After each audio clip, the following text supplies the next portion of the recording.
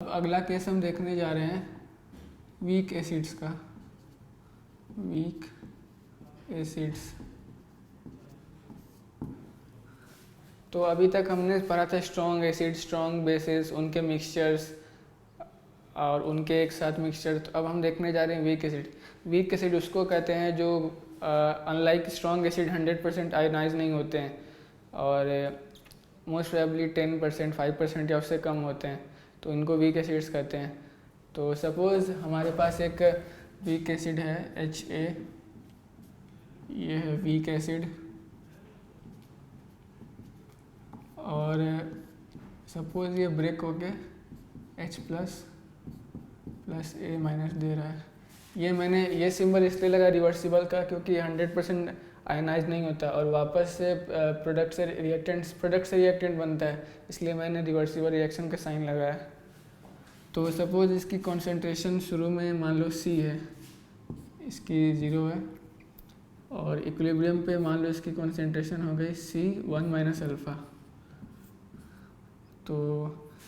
तो ये C में से C अल्फ़ा टूट रहा है क्योंकि इसको अगर ब्रैकेट खोलेंगे तो C - C अल्फ़ा आएगा, तो C में से C अल्फ़ा टूट रहा है, तो ये कितना बनेगा? ये बनेगा C अल्फ़ा, तो ये भी बनेगा C अल्फ़ा। अल्फ़ा यहाँ पे क्या है? अल्फ़ा डिग्री ऑफ डिसोसिएशन है, मैं यहाँ लिख देता हूँ, alpha is degree of dissociation. तो इस वीक एसिड है HA और इसका डिग्री ऑफ डिसोसिएशन अल्फ़ा है, तो इक्विलिब्रियम पे ये C अल्फ़ा टूट रहा है, तो C अल्फ़ा H प्लस बन रहा है और A- भी C अल्फ़ा बन रहा है। तो अगर हम यहाँ लिखते हैं कि A इसलिए लिख रहा हूँ कि क्योंकि ये एसिड को सिम्बलाइज करा, मतलब आयनाइजेशन कांस्टेंट है वीक एसिड का। तो Ka की वैल्यू क्या हो जाएगी?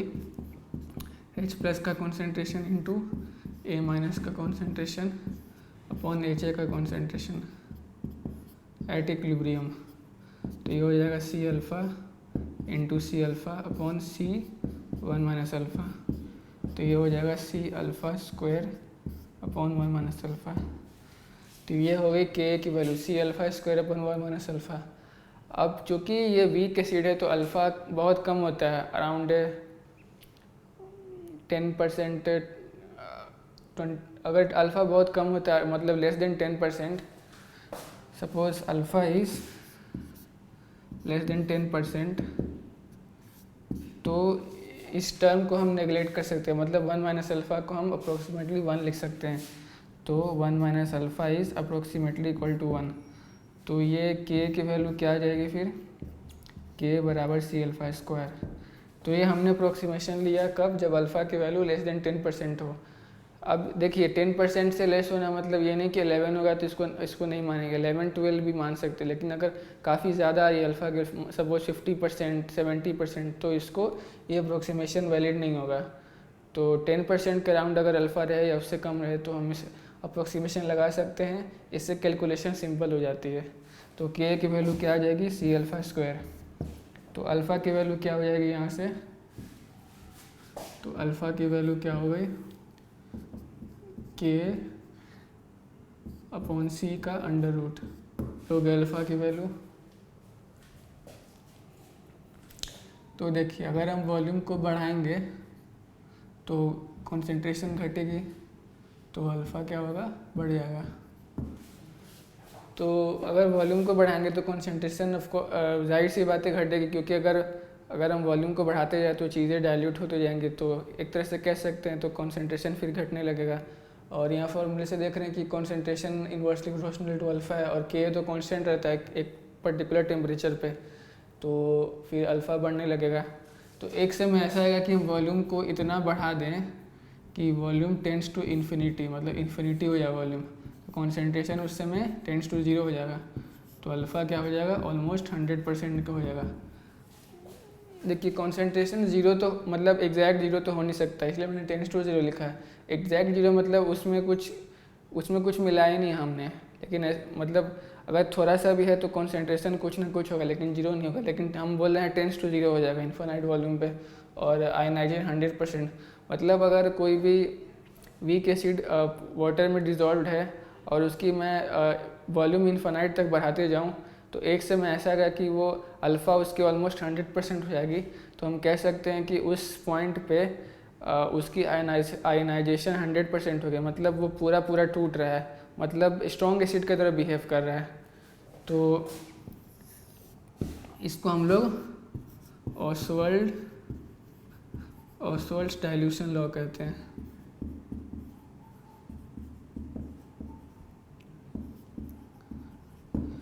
इसको ऑसवाल्ड डाइल्यूशन लॉ कहते हैं। इसको डिटेल में पढ़ते हैं हम यहाँ पे।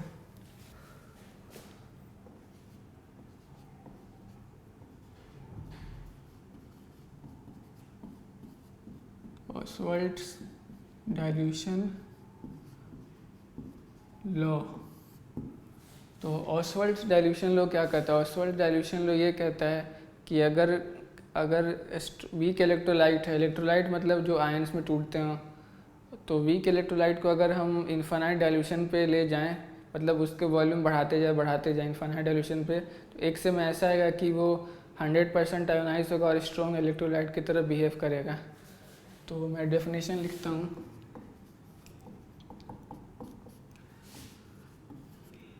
If we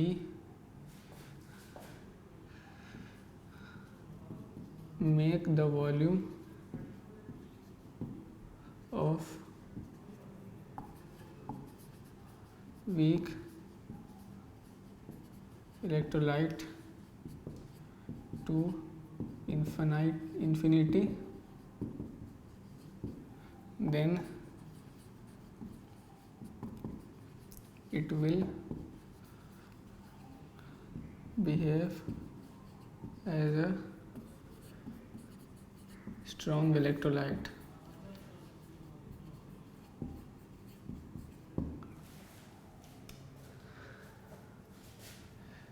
तो वीक एसिड के केस में क्या था, वॉल्यूम हम बढ़ा रहे थे तो कॉन्सेंट्रेशन घट रही थी, H+ की कॉन्सेंट्रेशन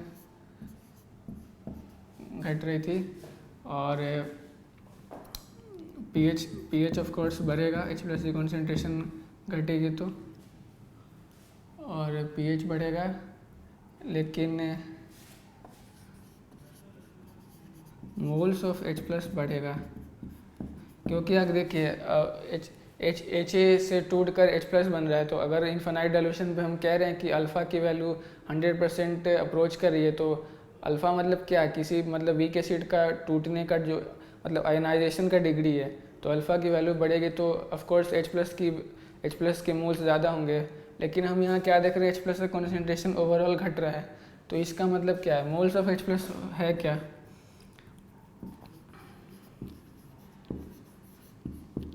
मोल्स ऑफ H+ क्या है,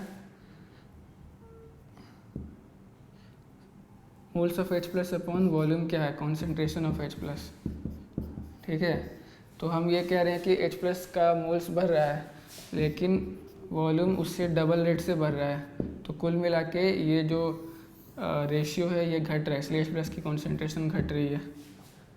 तो ये इंपॉर्टेंट बात है, मोल्स ऑफ H+ बढ़ रहा है लेकिन ओवर वॉल्यूम उससे डबल रेट से बढ़ रहा है, तो H+ की कॉन्सेंट्रेशन घट रही है, और अल्फ़ा भी बढ़ रहा है यहाँ।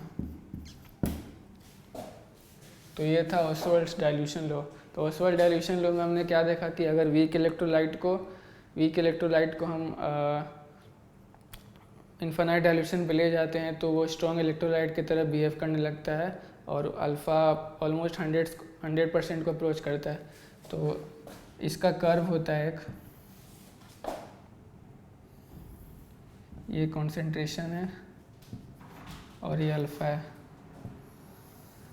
तो कॉन्सेंट्रेशन अगर 0 है तो अल्फ़ा 100% होता है, और कॉन्सेंट्रेशन अगर बढ़ा दे तो अल्फ़ा टेंड्स टू 0 हो जाए, मतलब 0 को कॉन्सेंट्रेशन टच नहीं कर रहा है लेकिन टेंड कर रहा है, तो उस पॉइंट पर अल्फ़ा ऑलमोस्ट इन्फानाइट चल जाता है, 100% पे चल जाता है।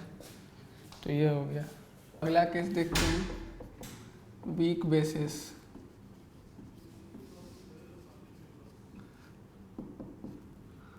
सपोज एक वीक बेस है हमारे पास BOH, और ये आयनाइज होके B+ और OH- आयन दे रहा है। तो सपोज शुरुआत में इसकी कॉन्सेंट्रेशन C थी, इनकी 0, और इक्विलिब्रियम पे ये हो गया C1 - अल्फ़ा, और ये हो गया सी अल्फ़ा, ये सी अल्फ़ा हो गया। तो हमारे पास एक वीक बेस है और इसकी कॉन्सेंट्रेशन है स्टार्टिंग में सी बी ओ एच है और इक्विलिब्रियम पे उसमें से सी अल्फ़ा टूट रहा है और बी प्लस सी अल्फ़ा बन रहा है और ओ एच माइनस भी सी अल्फ़ा बन रहा है। तो यहाँ पे हम बोलते हैं के बी, क्योंकि बेस है तो के बी लगा रहे हैं। के बी क्या हो जाएगी, C alpha into C alpha upon C one minus alpha. तो ये हो जाएगा C alpha square upon one minus alpha. यहाँ पे वही सेम अप्रोक्सीमेशन लगाएंगे, alpha less very very less than 1। तो के बी क्या हो जाएगा, C alpha square where alpha is very very less than 1। तो अल्फ़ा की वैल्यू क्या हो जाएगी, के बी अपॉन सी का अंडर रूट।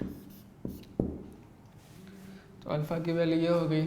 और ओ एच माइनस का कॉन्सेंट्रेशन कितना है यहाँ पे, ओ एच माइनस का कॉन्सेंट्रेशन है सी अल्फ़ा। तो अल्फ़ा की वैल्यू हो गई के बी अपॉन सी का अंडर रूट और ओ एच माइनस का कॉन्सेंट्रेशन क्या है, सी अल्फ़ा। तो यहाँ से अल्फ़ा की वैल्यू हम पुट करेंगे तो कितनी हो जाएगी, C into K B upon C का अंडर रूट। तो ये हो जाएगा under root K B into C. तो ये कि ओ एच माइनस से कॉन्सेंट्रेशन होगी under root K B into C. तो पी ओ एच कितना हो जाएगा, minus log O H plus. तो ये हो जाएगा minus log under root K B into C. तो ये हो जाएगा minus log K be under root minus log C under root. और अंडर रूट को बाहर लाते हैं तो हो जाएगा half into minus log K B और इधर से हो जाएगा माइनस हाफ लॉग सी। अब माइनस लॉग के बी को क्या लिख सकते हैं, पी के बी। तो ये हाफ कॉमन ले लेते हैं अगर हम, तो हो जाएगा half p K B minus log C. तो ये हो गई पी ओ एच की वैल्यू। तो पी एच क्या हो जाएगा, पी एच हो जाएगा 14 माइनस पी ओ एच। तो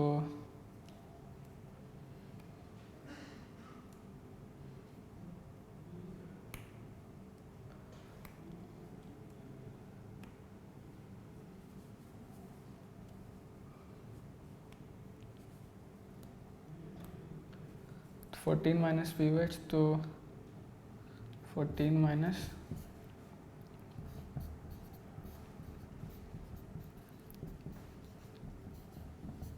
ये हो जाएगा वैल्यू